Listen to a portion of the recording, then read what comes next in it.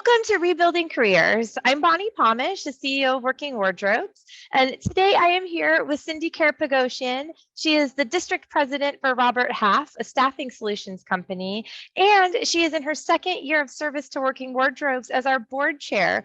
Cyndi, welcome. Oh, thank you so much for having me. As always, I so enjoy our time together. Me too. Before we get too far down the road of our conversation, Cyndi, would you just share a little bit with our listeners about yourself and especially, how and why you got involved with Working Wardrobes? Sure, yeah. It's an interesting story. So, as you mentioned, I am the district president for Robert Half, and there's actually two reasons why I joined why I started to join Working Wardrobes. The first was we've got a long-term relationship, our two companies together. You definitely have been the beneficiary of our annual suit drive that we have always done over the last decade or so.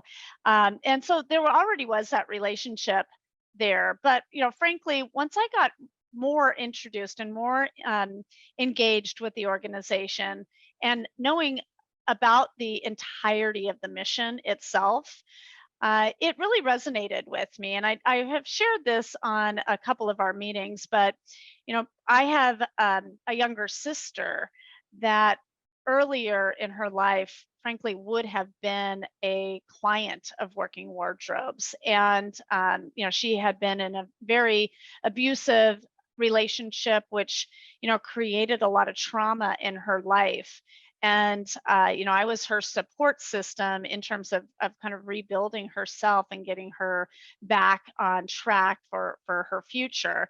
And had I known about Working Wardrobes back then, I think it would have been so much easier for her as a person. So just the mission and what we do to empower people and give them a hand up. It just speaks to my heart. So there's definitely different reasons why I joined the organization, but I'm so grateful that I'm just have the privilege to be part of it.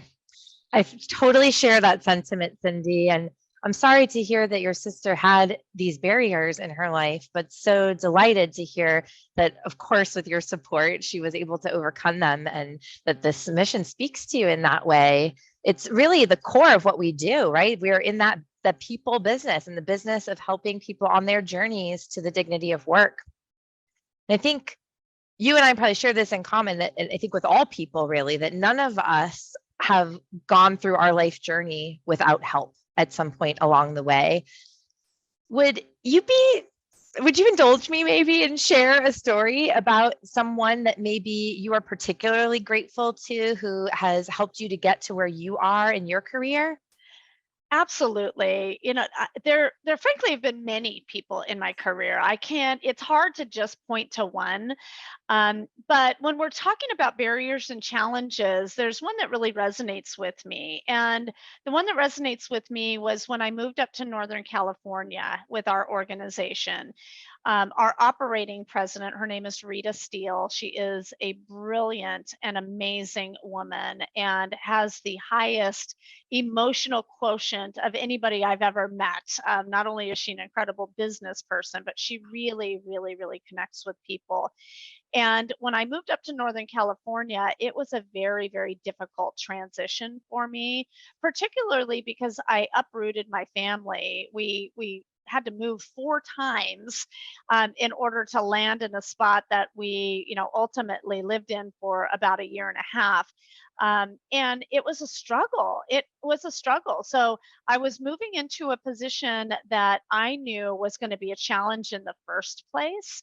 From an area that, frankly, coming from Southern California up to Northern California, there wasn't a lot of embracing me at that moment when I went up there, and then also the dual challenge that I had with kind of my family and the struggles that I had with my family. My mentor, Rita Steele, as I mentioned, we had one-on-ones every single week. And in those one-on-ones, we talked about the business, of course. We talked about the challenges. And one thing that she did is she just always asked open-ended questions of me so that I could I could figure out my own way on the challenges that I was having. And that, to me, that also speaks to what we do at Working Wardrobes as well, because every single person already has it in them, has all of the gifts that they need to become the person that they want to become, and to create the life that they want to create. It's sometimes just being in the presence of another person and having them pull it out of you. And that's exactly what she did for me. And I appreciate it very, very much, because I feel like I now do that for others. Oh, wow. I think that what you just described was we talk about this word, and here's this like perfect example of empowerment, that she empowered you to be more of you, to bring more of you to the light, to coach you and guide you, but it was always you. Oh, Cyndi, that is beautiful. Now I want to meet her. She's amazing. She's amazing. She's very busy, but she's amazing.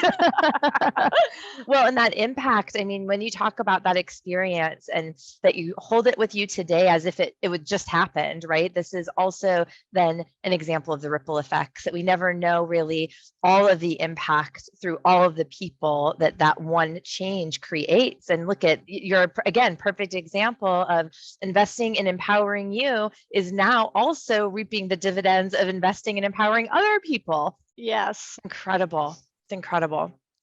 Well, I also think I want to ask you a question on the flip side, which is, those investments in us that help us become more and even better versions of ourselves. Sometimes the best investments are the lessons we learn from mistakes. Would you share with us a story about maybe a mistake that you've made, and more importantly, what your key takeaways were, or the lessons like during your career? Yeah. Well, it actually, I would say, it's almost the same story. Because when I moved up to Northern California, although I felt like I did everything on the front end to have my family be part of the decision, ultimately, when we got up there, I realized that I missed some pieces.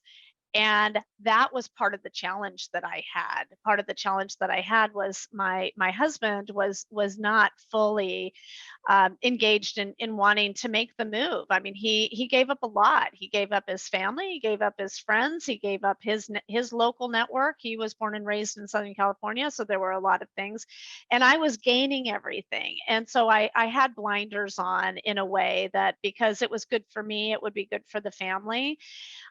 So, really what I learned of that, and frankly, even through this process with my mentor, as I had mentioned, was really kind of taking a step back and realizing that when you make decisions, you have to think about all of the stakeholders that go along with that decision, and who could be affected by the decisions that you make, and be in front of that and be really, really real and open with those conversations to get, as the honest feedback that you need to get in order to make the best decisions possible.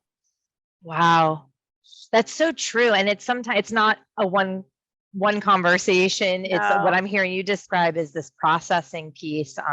But what's really beautiful is that vulnerability part of it, right? That the really, you called it just honest. And what I heard you really saying is like really vulnerable and Yeah. emotionally very present and honest.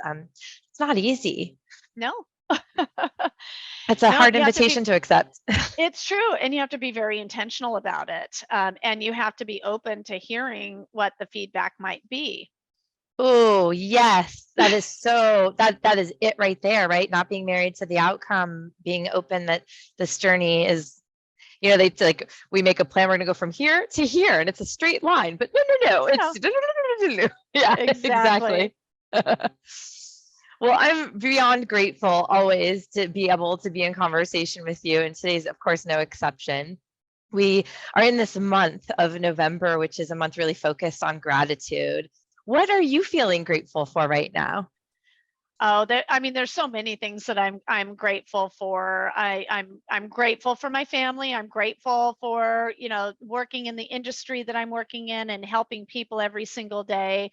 I'm grateful for what we do at Working Wardrobes. And, I also would say, Bonnie, I'm super grateful for you. You have made such an incredible positive impact on the organization. And I'm grateful for the culture that you have created in Working Wardrobes. We do incredible work day in and day out. But it's also in challenging times, which, what, the organization has gone through a lot of challenging times, both internally and externally. The environment externally has changed quite a bit. And you have navigated many of these changes and created an environment of empowerment of your people as well. And I'm very, very grateful for that. Thank you so much, Cyndi. That is truly my greatest hope, is that what we do for our clients, we do as a team and as volunteers, as our leadership, in all aspects, that we are empowered. So I thank you very much. Thank you. This is also your second year serving the organization as its chair. I'm curious, as you look back, and you're so good about reflecting, just like you have really modeled for us right now, over these 2 years of service in this position, what are you grateful for? What are the highlights? What stands out to you? Well, and I'll start by saying that I've had such an incredible experience being on the board in general. I think this is my 6th year on the board. Yeah. And the last 2 years, you're right, I have been the chair. I was kind of voluntold into the role at when it occurred, because we didn't have a lot of processes in place when it came to how people move into different roles. So that frankly, the experience of being able to kind of create some systems and processes that now will be scalable for the future, and have really taken the entire board to a level of engagement that I think is just outstanding. When I sit on our, in whether it's online or in person or in our board meetings, and just the engagement level that we have across a group of incredibly diversified backgrounds, incredibly high-powered professionals, and just every single person contributing at the level that they do, it's a wow. It's just a wow. That's all I have to say. And it's amazing to experience. And I'm very, very grateful for that. Oh, I'm blown away by that too, I have to say. I mean, and also the impact that you've been able to create that sort of engagement with the board, and to see that is a highlight for you is a legacy, right? It's a legacy that you have created and helped give not just the organization, but again, the people who are serving it. You are one of those powerhouse experts that are on our board, and I would love to hear a little bit. Obviously, we're in the workforce development space. Would love to hear if you can share with us some of the interesting trends in staffing and talent acquisition that you've observed over the course of the year, and maybe give us that crystal ball look. What's coming on the horizon in 2023? Oh, well, thank you for saying that. And I don't think that I paid my monthly subscription to the crystal ball, because it doesn't always work. And what I can say is that in my role, I oversee several states of our $7 billion organization. So we are placing professional people in jobs day in and day out. And if you look at an annualized basis, just my geography puts to work about 40,000 people a year. So we're placing a lot of people, we're helping a lot of companies, we are helping people in their dream jobs. With that, this last 2-year period has been the most interesting time in our lives, from frankly, the lowest lows we've ever had to the highest highs we've ever had. And it was incredible to experience. I hope we never have to experience it again. But it was incredible experience, and it really really did put many leaders in a position that they've never been in before. And that being said, that is still happening. We're in an environment right now where unemployment is still incredibly low. In fact, at 3.6%, which was the latest unemployment rate that we had. Orange County is actually less than that. But the Federal Labor Bureau states at 3% we're at full employment. So we are very, very low, or lower than we were pre-pandemic, and there's still 10.7 million jobs out there, and 1.7 jobs for every available candidate. So it's an interesting place, because if you listen to the news and you listen to what's happening with federal interest rates and things like that, you might think otherwise. But we're still in the highest talent market, war for talent that we've ever frankly been in. And I think about human resources specifically, and human resources have had a huge challenge with having to create and reinvent what culture looks like, having to reinvent what work-life balance looks like, having to reinvent performance management, and create environments where people working from home, working hybrid, and working in the office can all collaborate together. It's the most challenging thing that everybody is working through. And it's one of the spaces that we're seeing a great deal of uptick, and people needing additional support in the HR space.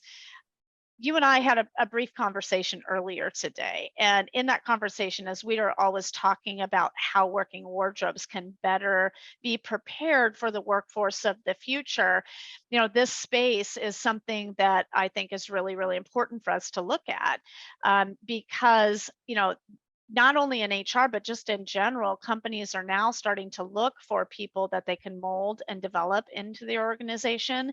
And as all of the changes that we've seen over the last 2 years, there's two skills that you'll never see on a resume, that people need to have. One is the ability to self-direct. Number two is the willingness to learn and high levels of customer service, and being able to interact with other internal folks as well as externally. So those are all things as we look forward to the workforce in the future, and how we develop our Working Wardrobes clients. Those are all things that we could be looking at. I love to hear that, Cyndi. I mean, I think you must have paid the subscription otherwise. No, I'm just teasing. But these pieces about being able to be self-directed and to have a high level of trainability, these are transferable skills, right? Like, Yes. Whether you're in the HR space or not, these are skills that transcend lots of industry, lots of different jobs. So that is great advice for us. And the best part about that is we do a really good job at helping our clients gain that soft skill. And we even have certification programs with customer service. So really good to hear that we're on the right track there. And also good food for thought about how to help our clients get into that space of being able to promote that about themselves. That these are the ways that I am able to be self-directed, and how I am a trainable, teachable person. So really helpful. All right, Cyndi, we are going to take a short break and come right back and hear more from you in just a moment. We all know someone who's out of work. Hundreds of thousands are unemployed in Southern California. Working Wardrobes is here to help. At no cost to you, our career coaches will get you job ready. The time is now. Time to update your resume. Time to practice interview skills. Time to get job training, and time to learn new skills. It doesn't cost you a thing, but it can change your life. This is your time. Call Working Wardrobes at 714-210-2460. Speak with a career coach today. Welcome back. This is Rebuilding Careers. I'm Bonni Pomush. I'm here with Cyndi Karapogosian, the district president for Robert Half and the board chair of our incredible Working Wardrobes board of directors. Cyndi, This year has been an incredible year. You talked about it really in the employment space as just, I mean, what a couple of outlier types of years.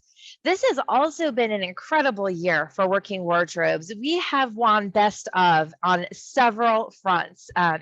We had earned the VETI. It's almost like an Oscar or an Emmy, for our veteran services. And we continue to build and expand on the services we provide to veterans. We won best places to work. And you talked a little bit about this, right? Our workplace culture, the way we invest in our employees, our most treasured asset. We also won Orange County Register's best charitable organization. I mean, it's been an incredible year for Working Wardrobes. Curious from your perspective, these are sort of objective places and spaces. From your perspective, what's knocked your socks off about Working Wardrobes this year? Has it Oh been? my gosh. I mean, all of the above, all of the above. We continuously support our clients, but I think that over the last year, the entire team has pivoted multiple times to make sure that we're always looking to do the right thing based on what headwinds are coming our way. As I mentioned earlier, there are different headwinds that have been coming our way. And what's knocked my socks off is not only how the team has pivoted, but how they have come together as one collective unit for the better good of what we do and how we serve each and every client. I mean, you guys, you speak one voice, and it's just the most incredible team I've ever seen. Wow.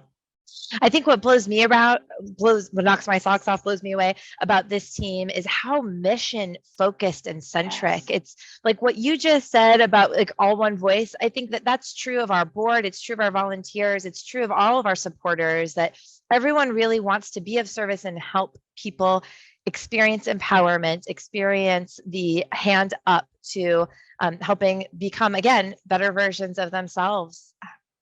Pretty amazing. It feeds my soul because I think about how important empowerment and that role of empowerment in my own life has been. You talked about it, not only receiving it, also giving it. And I think this is that through line of like the common thread of like, if you were to call Working Wardrobes a family, like this is the DNA. It is this empowerment DNA. It's incredible. What about all of this drives you to give so much of yourself? Because you give an incredible, not just, I mean, you give a lot of time, but you give a lot of yourself, of your being to Working Wardrobes. What about it is feeding your soul? Yeah. Well, at you stating those words, feeding your soul, that actually is it. That Mhm. actually is it. Because we all need something that we feel really, really good about. And there's, many aspects of my life that I feel really, really good about. But this is the one aspect of my life that I feel like, oh my gosh, I am making a difference. Every minute, every hour, somehow I feel like I'm making a difference in the place that I live, that I love. And, so I'm just very, very grateful for that. Mm, I couldn't agree more. Yeah. What do you hope to inspire other people to do as a result of your efforts and your leadership with Working Wardrobes? Well, what I would say is just find that passion. Find something that you're connected with and make sure you lean into it. Most people are very, very busy. But and it's funny because we were just talking about the number of hours that we spend together, and I added up the hours that I spent with Working Wardrobes this year, and it was a bit astonishing when you put it all in once because it was a great Yeah. deal of hours. But I'm telling you, every minute and every hour that I spend with Working Wardrobes, I feel energized for many hours afterwards. So as much as I give, I'm getting back threefold. So I would say that to all of our listeners is find that place where even if you feel like you don't have time or you don't have the energy, if it's something that feeds your soul, and I'm going to use that, by the way, I'm going to It's use that yours. from now on. Thank you. I'm stealing that one. If you find something that feeds your soul, give it the attention that it deserves because you will get back 3, 4, 5 times as much. Yeah. I think that is very true. Yeah. With regard to that feeling, right? And you really described it well. It's like I put myself out there, but it comes right back to me. I think that this is what is special about philanthropy. And that is when you have whatever the thing is that you have to give, whether it's time, dollars, work, products, meaning like clothing, accessories, shoes, in whatever resources, people, connections, introductions, all of these ways of giving. And I'm thinking, of course, about Working Wardrobes, but it could be anywhere that feeds your soul. These are all ways that even though you give, you get back more. Cyndi, what are some of the things that that our listeners can do to support Working Wardrobes' efforts to transform lives in our community? Yeah.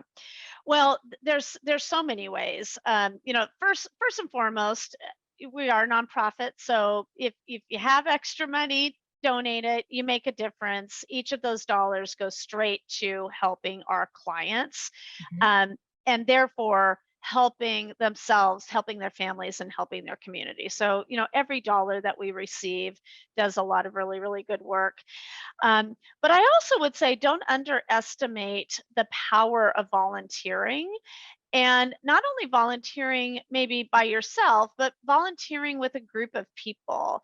And this is something that I have done over the years, and even just a couple of months ago, I brought a team of people that I work with here locally to Working Wardrobes to help to support, getting the clothing ready for our Camp Pendleton Day. And that time, we knew that we were helping, but at the same time, we all connected at a much different level because we were together doing something that was not what we typically do. And so just don't underestimate the power of what that means and what you'll be able to walk away with that goes far above and beyond just giving back to the community, but really helping those relationships that you have. It's so true. And I'm kind of putting those two pieces that you shared together because you are also like just always front of mind is how can I make my contribution, whether it's donating $1 or donating the time, go further. A lot of companies will match employee giving or employee time volunteering or support days of service.